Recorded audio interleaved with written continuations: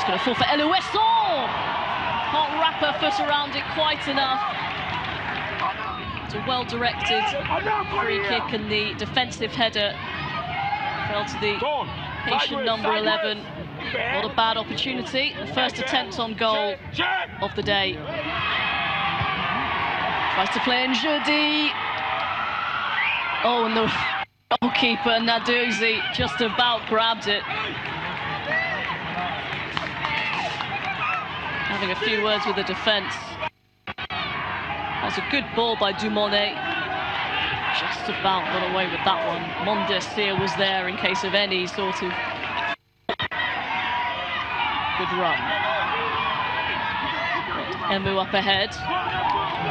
She finds her. Oh, and that might be a penalty. Yes, it is. Penalty to Nigeria. Emu fouled in the box.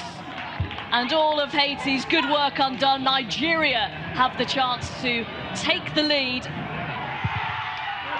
Strokes it home. And Nigeria have the lead here. It was scored in the 35th minute by Rashidat Ajibade. It was good enough to give Nigeria a 1-0 win over the Haiti team. Let's take a look at other results that went out today at the FIFA Under-22 Women's World Cup. I told you that Germany, they defeated China by 2-0, and so they opened the way. They said, Nigeria, we've done the job for you. Just go and beat China or avoid defeat on Monday and then qualify to the next round. Nigeria defeated Haiti by a single goal. Spain won. Japan 0. The United States of America crushed Paraguay 6-0. So that's results from the FIFA Under-22 Women's World Cup. Let's go to our studios in Abuja. Harry Awuromibe is standing by. Harry loves women's football and has been covering it for quite some time. Harry, good evening. Welcome to Sports Tonight. Good evening, Austin, and good evening, Nigeria. Good to be here. Good to have you, Harry. So it's ended. Nigeria 1, Haiti 0. Before that match, you say, oh, the Falconets, they will run over the Haitians and then they will get the much-needed result. But that result, 1-0, was it what you were expecting?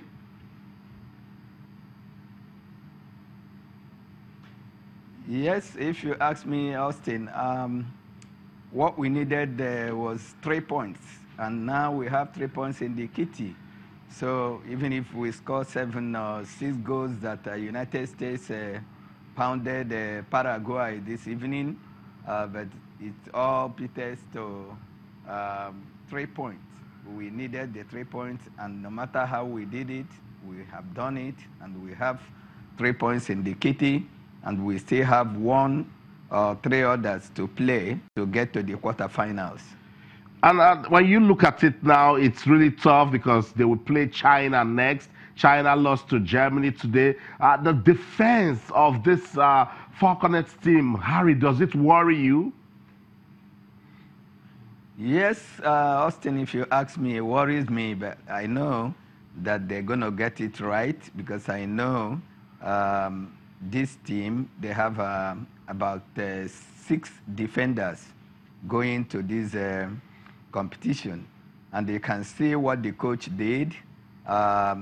Those that started the first game 3 days ago against Germany, so he had to make 3 changes, 1 in the defense, 1 in the midfield, and 1 in the attack, and that showed up our team generally and at the back. But I know there was lapses here and there, but I think now that they have 3 points, now that they have played themselves back to the competition, I think they will be more stable. They will try the next time, to steady the ship and, anchor it by getting the required goals and points to make it to the quarterfinals. And now that you've mentioned the required goals, for a team, the Falconets, that scored freely during the qualifiers, what could be wrong? Is it the big stage that is the problem? Because we've not seen them score goals. Yes, Austin, it worries me. And I was, talking to some of my colleagues, sports journalists that have asked me yesterday in a radio program, as a matter of fact, and I told them that if Rashidat Ajibade fails to score today, then we'll be much worried. Already I'm worried because this is a girl that scored 10 goals. She was averaging in the 6 games to qualify for this competition. She scored 10 goals, meaning that she scores average of 1.5, goals per match. Now, this is the second game she's playing, and she's scoring 1 goal, and from the penalty. When we got that penalty anyway, Austin, I knew that she was going to take it, and I knew that she was going to score because she has practiced it in the, while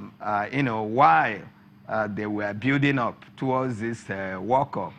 And, all hands on deck. Yours sincerely, having been in this business of sports reporting for over 21 years now, some of us, although we don't have coaching badges, but then we know 1 or 2 things in football. And she's a young girl coming up. And I called her aside, and I said, this is the technique, this is the trick to play a penalty. And he could see that the Haitian goalkeeper was going another way. While she scored, she plays the ball the other way. Very beautiful goal. But it worries me. But I know that now that she has won, because she has played at under 17 2 years ago. He didn't score a goal. Played with under 20 in Papua New Guinea. The under 17 was in Jordan. She didn't score. She didn't do well. Played in Papua New Guinea, a month or 2 months after Jordan, and it was not a good destiny. Now she's settling down and being one of the co-captains of that team. I think she knows now that they can, go out there, get a point or 3 points against China, and the business is done. Then they will go to quarterfinals, and it's anybody's game. And Austin, if you ask me, I've looked at the fixtures, and I've seen that if we make it, out of that group, we are facing United States, Spain, or Japan. Wow. And these 3 countries are scoring goals. Mm-hmm. And this evening, United States pound Paraguay 6-0. I know. And we need to do something to fix our goal scoring.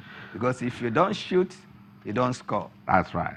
So, Harry, I must say thank you so much for your time. We'll just continue to hope that the Falconets do their bit and make it to the quarterfinals. Thank you so much, Harry, for speaking to us.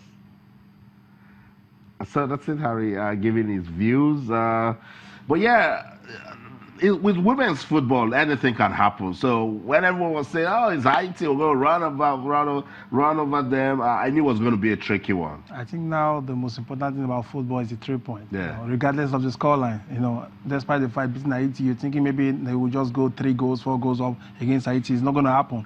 It's football. It's 3 points. You saw the game. Haiti had chances. Yeah. They had the defense line did not do very well in this game.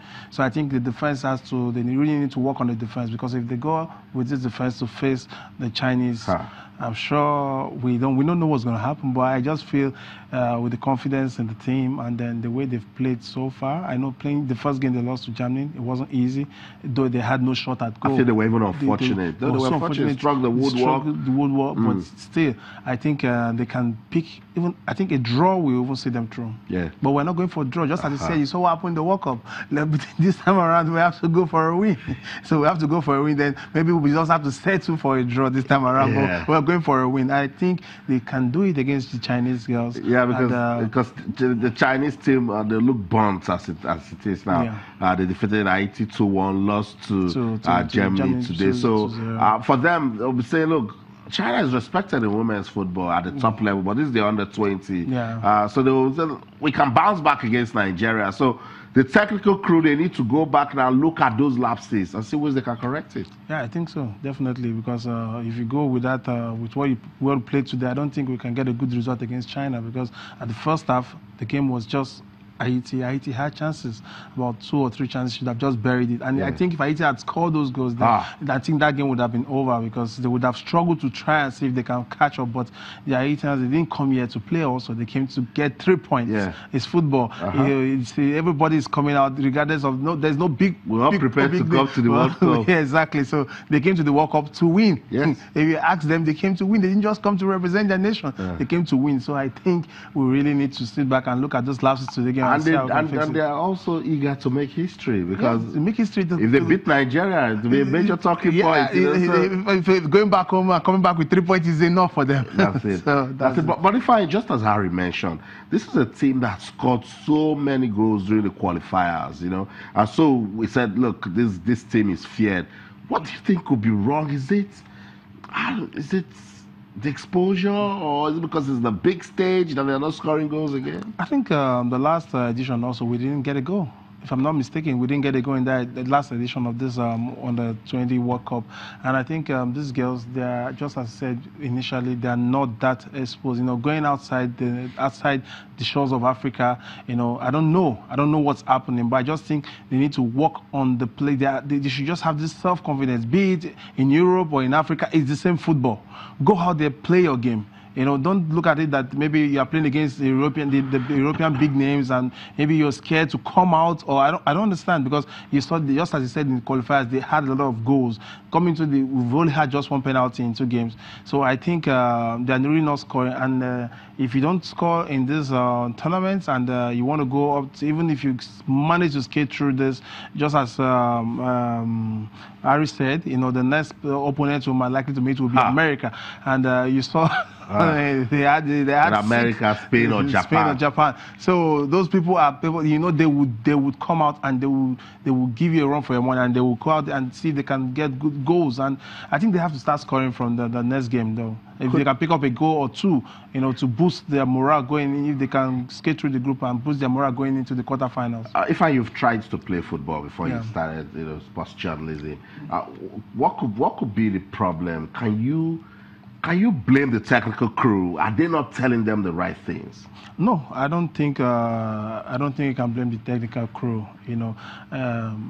Though when we went there initially, my first football trials outside the country, I got there. There was this fear in me. There was this fear in me when I had my first trial. There was this fear, but out there, the coach was like, "Come on, I saw you do this in training. Come on, go out there and do it. Go. You can do it. Why you?